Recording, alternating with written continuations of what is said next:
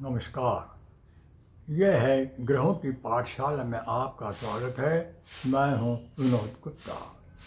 जैसे कि 9 ग्रह होते हैं, 9 ग्रहों में 2 ग्रह बहुत ही महत्वपूर्ण होते हैं। उनमें पहला जो ग्रह है वो है गुरु और दूसरा है शुक्र। ये दोनों ही शुभ ग्रह कहलाते हैं।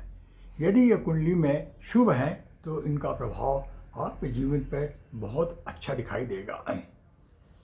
गुरु जो है वो गुरु जो ग्रह है वो बोलते हैं कि मैं स्वयं नारायण हूँ, मैं स्वयं साक्षात ब्रह्म हूँ, महर्षि में मैं भृगु हूँ और आचार्य हूँ।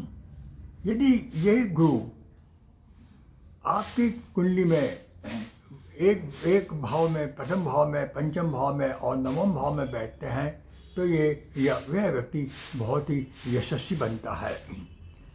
बलवान गुरु अपनी अवस्था में दूसरों को सम्मोहित करते रहता है।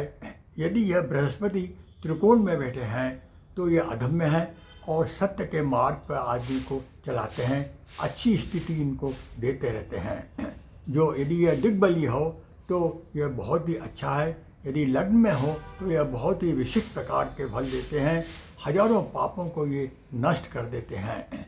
और 6, 8, 12 भाव में बैठे हुआ गुरु अपने हिसाब से अपने प्रभाव को बताता है और व्यक्ति के जीवन में उतार चढ़ाव अवश्य देता है। इसलिए प्रथम भाव, पंचम भाव और नवम भाव में ये जो गुरु की स्थिति है, बलवान है, तो आप ये समझिए कि आपकी स्वयं की स्थिति ही बहुत बलवान मिलेगी। जीवन में आपको कोई बहुत ज़्यादा संघर्ष करने की ज़रूरत नहीं पड़ेगी। आज यहीं तक, कल किसी नए विषय के साथ आपसे मैं चर्चा करूँगा।